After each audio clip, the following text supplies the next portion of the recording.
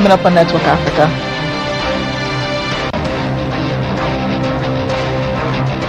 Equatorial Guinea's government resigns after failing to meet its objectives.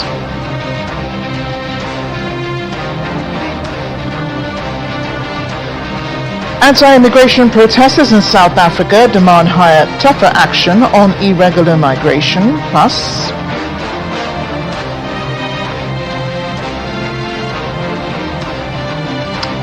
six-year-old Ebola patient missing after armed men storm DRC hospital.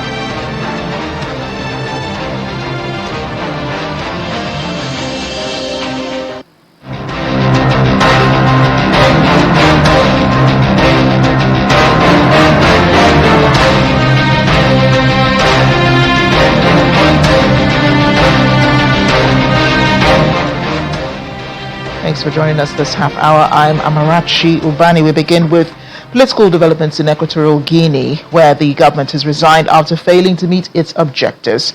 The country's Vice President, Teodoro Obiang Mangue, the son of President Teodoro Obiang, revealed that the Prime Minister presented the resignation of the entire cabinet because it had achieved barely 10% of its objectives.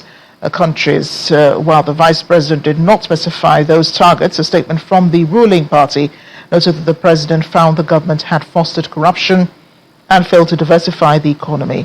The Vice President had added that the resignation aligns with the principle of that responsibility in public management must be accompanied by results.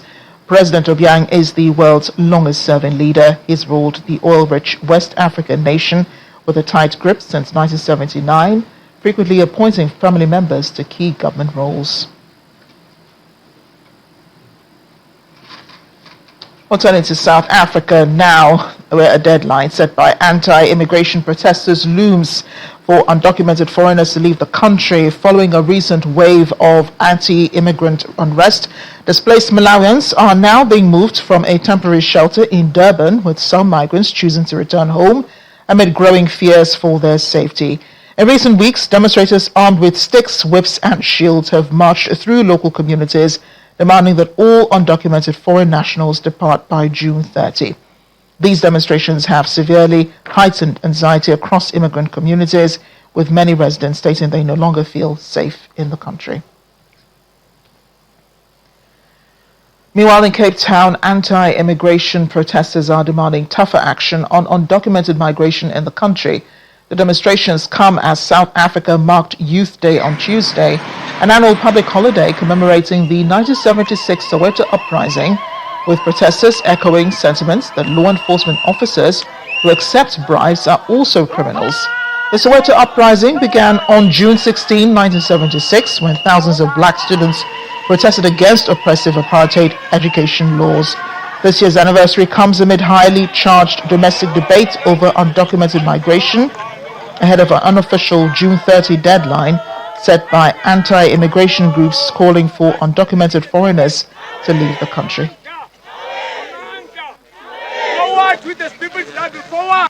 The real root of the cause is, we believe, is the corrupt officials, the government, all the people that's working in this dispensation that are actually allowing these foreigners to come in and take and sell birth certificates and IDs. They commit everything that is wrong. That is why now the youth stand up with the second phase of struggle. These people must go home. There's no other way. Those who've got illegal papers, they witness with us in TV, Nigeria, Ghana, Zimbabwe, and etc. We always see the clips. So it's not about we chase them. Those who said that they are misinformed. We didn't chase them. We put clearly that the law must take its own place. The constitution must be respected. We are not xenophobic. But you know what? If people want to label us as xenophobic, so be it. But it's time we stand unapologetically. The youth of 76 stood unapologetically. And that is exactly what South Africans need to start doing. And start governing. Our constitution is clear. It says, let the people govern. The people that are here today, we are the people that needs to govern. And this is why we are supporting this march. And amid the ongoing anti-immigrant protests in some parts of South Africa, the country's Minister of International Relations and Cooperation, Ronald Lamola, has warned against citizens taking the law into their hands, an act of vigilantism towards foreign nationals. delivering a keynote address at the 19th Conference of Speakers in Kempton Park in Gauteng. Mr. Lamola dismissed false misinformation on Nigerian and Ghanaian nationals being killed during this year's xenophobic attacks. And let me state this unequivocally. There is no excuse for violence against foreign nationals in our society. Violence directed at migrants and refugees is a blight on our democracy and a betrayal of our constitutional promise of dignity, equality, and the fundamental human rights for all. The intimidation of migrants, looting of businesses, and destructions of property are reprehensible acts of vigilantism. They threaten our democracy and risk tearing apart our relationship with the continent and the world. These actions do not represent the positions of the South African government. The South African government calls for lawful and legal enforcement of migration laws or immigration laws. I must again clarify, no Nigerian national, no Ghanaian national has been killed according to the verified information of the South African Police Service. And I mention this advisedly because I also know that our offices have also been interacting with the offices of the High Commissioner of Nigeria, with the High Commissioner of Ghana.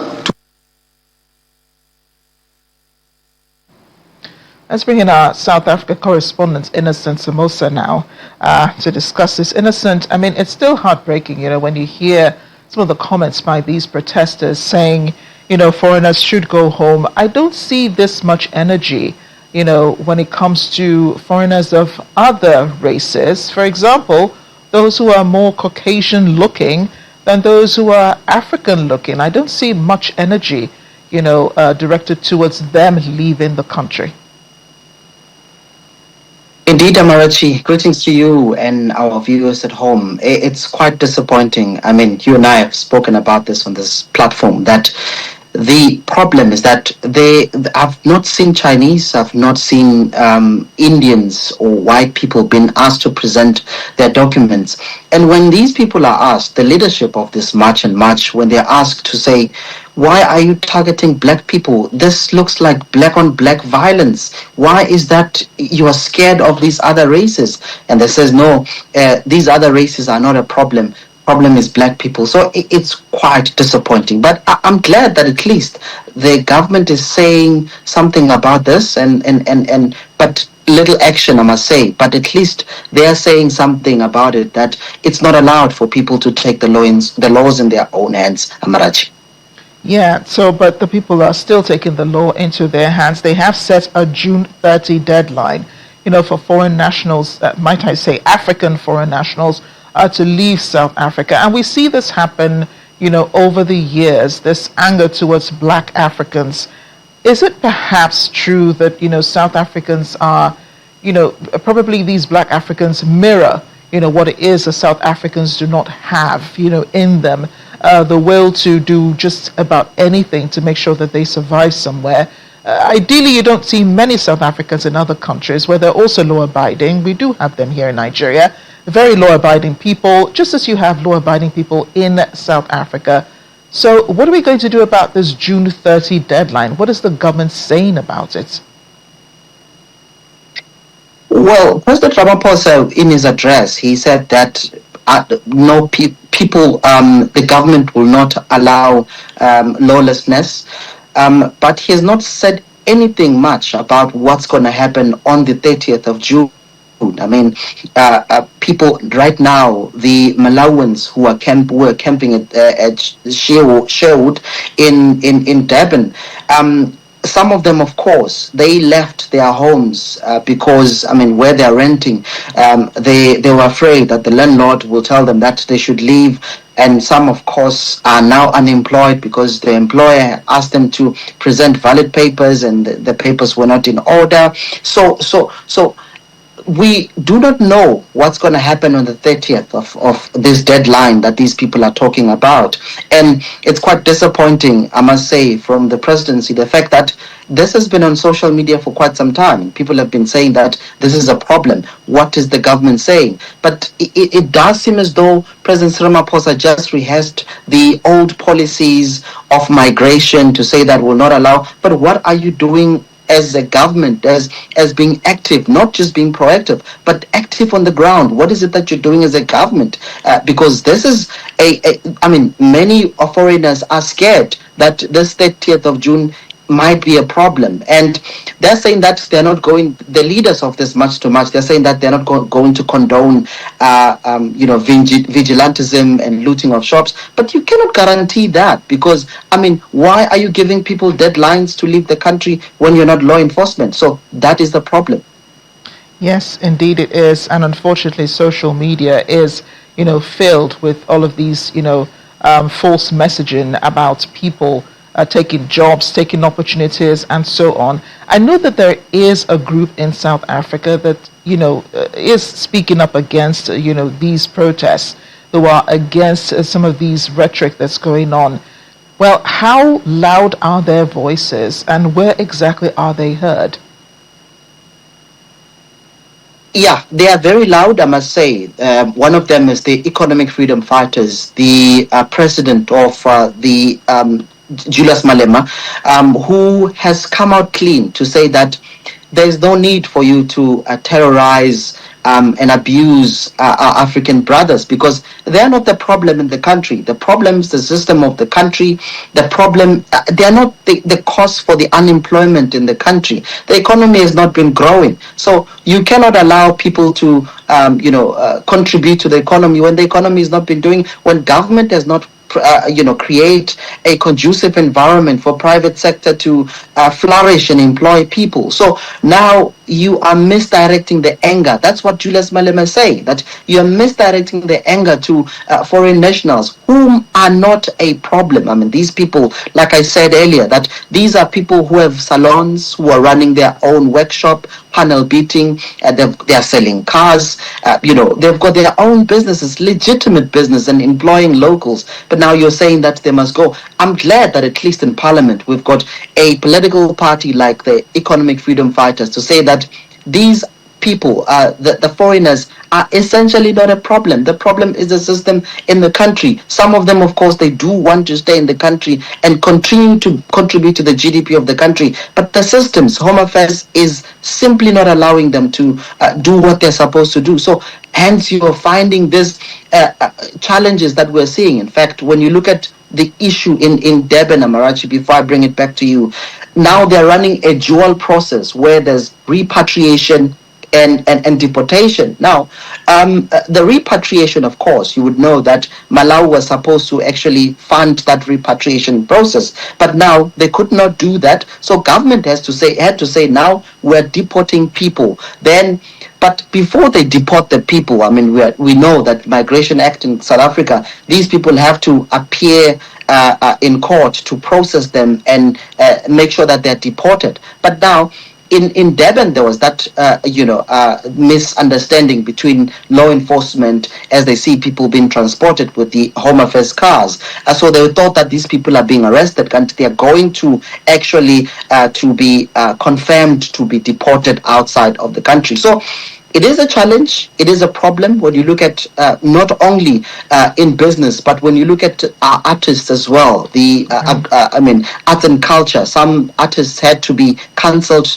They they had booked to perform elsewhere in the continent, but now they can't do that because this is a frustration for many African countries, that it cannot be that you are only targeting Africans or Black Africans who are living in your country, not knowing what the plights are, why they're in the country undocumented, and also you're not law enforcement. So it's quite deep. It's very complex, Amarachi, I must say. It is really tough because South Africa has given the world certain sounds and music, and the culture. People really do appreciate that. So it is a shame, that this would be happening in South Africa. Innocent, thank you again for speaking with us.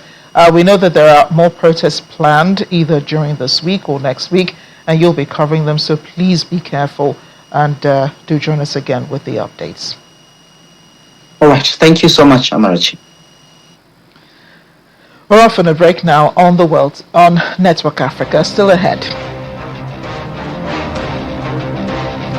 Congratulations are in order for Mrs. Olubukola Moyo Babajide, who has been appointed member of the Order of the British Empire by His Majesty King Charles III. Do join us again.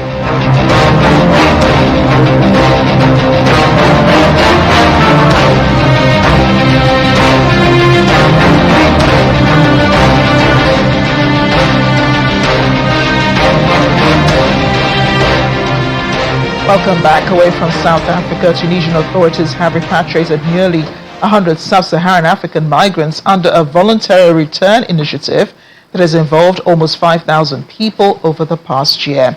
Tunisia's National Guard spokesman Houssem Jabali confirmed that 91 irregular migrants departed on Tuesday for various sub-Saharan nations, praising the success of the initiative since its launch last July. Jababli stated that the program balances humanitarian and social considerations with legal and security demands. To scale up operations, the government has launched an outreach campaign urging migrants to request assistance either through a toll-free hotline or by contacting officials directly at the voluntary return camp.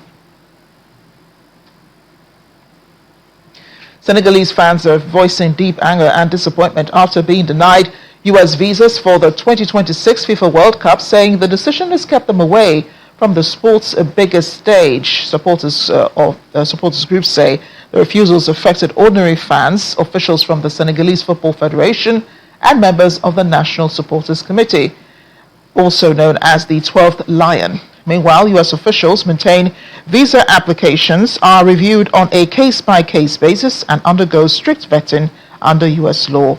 The restrictions affected fans and officials from several World Cup countries, including Senegal, Côte d'Ivoire, Haiti, and Iran. For many supporters, the blow is especially painful after Senegal was stripped of the 2025 Africa Cup of Nations title. For fans, the visa refusals will not break their support for the national team.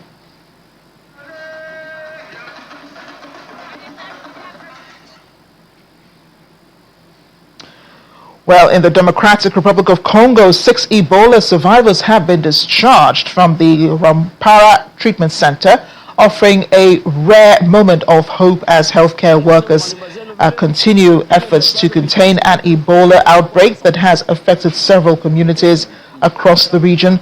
The medical team at the facility emphasized the critical need for early medical intervention, strict adherence to preventive measures, and an end to the stigmatization of survivors. Now, according to the latest data from the Africa Centers for Disease Control and Prevention, as of June 14, 2026, confirmed cases in the DRC have reached 808, with the death toll rising to 192. Amid the crisis, at least 55 people have successfully recovered from the latest Bundibugyo Ebola virus outbreak. However, search is underway after a 6-year-old Ebola patient and her mother went missing when armed men stormed the hospital where they were being treated. In a statement, local health official Dr. Lubambo Gaston reported the child was taken from a health center near Butembo by what he described as very angry men armed with knives. While it remains unclear whether the attackers were known to the family, suspicion and fear surrounding Ebola treatment facilities have been rife throughout the current outbreak. Speaking during an interview, the health official appealed to the mother and child, urging them to return to the medical facility immediately as they risked worsening their health and infecting relatives.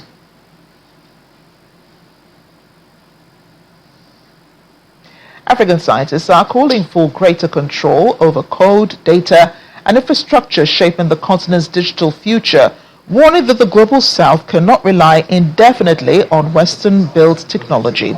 Speaking at a joint TWAS UNESCO workshop in Accra, Ghana, computer scientist Professor Ni Naku Kenyo emphasized that while African researchers do not need to rebuild every major technology from scratch, they should adapt this to systems using local data and host them whenever possible on local infrastructure. Scientists at the summit argue that forging stronger research links across the global south will be vital to closing the technological gap. For these experts, building regional tech hubs is about more than just fostering innovation. Viewing science from the application point of view, because of the field I'm in, that it has to lead to a better situation for my people. And if it does not, and it helps others, then yeah, it's good to do, but it's not in my interest. So I'll narrow my thinking along that. But if it so happens that its core is general enough that it can benefit others, then I'm very, very happy with it. You don't try and recreate your own large language model, but you take one and then you try to retrain it, okay, with your own data, and you try and do it as much as possible locally, or if you rent a machine in the cloud, you rent it for a short period of time, finish your training, then take your model and then start doing it locally. Because you want to have control of data, and you want to be part of the supply side of the thing. If you are satisfied with just being a user, that's also okay. The technology that I am working on is to realize what kind of diseases that are affecting these crops. But when diseases are affected, you also need to give solutions. So that's when artificial intelligence comes in between. And the national language for Tanzania is Swahili. So it will all make sense to give this information in Swahili so farmers can implement that better and also can take off the burden from the extension officers. So if you were to use a standard language that is English, of course you provide the solutions, but it will not be able to reach to farmers to the level that it will be required to reach them. Here in Nigeria, the Ministry of Foreign Affairs and the Federal Road Safety Corps have resolved to strengthen their collaboration to tackle a growing security threat. The agencies are cracking down on the widespread abuse, falsification, and illegal possession of diplomatic and official vehicle number plates across the country. This resolution followed a courtesy visit by Foreign Affairs spokesperson Kibibi Ebiefa to the newly appointed Corps Public Education Officer, Deputy Corps Commander Oheri, to congratulate him on his new role. During the meeting, Ebiefa revealed that the ministry is actively campaigning against the illegal use of ambassadorial titles by unauthorized individuals, noting that some are also using counterfeit diplomatic passports and vehicle license plates. Both institutions have expressed deep concern over the development, warning that the misuse of diplomatic license plates not only compromises the integrity of Nigeria's diplomatic privileges, but also presents a major national security risk by enabling criminal activities and identity concealment.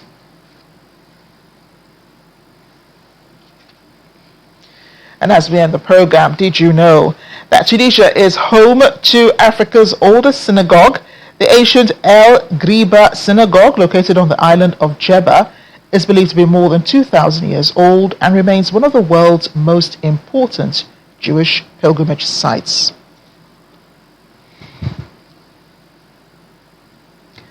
That's Network Africa today. Thanks for watching. I'm Amarachi Ubani.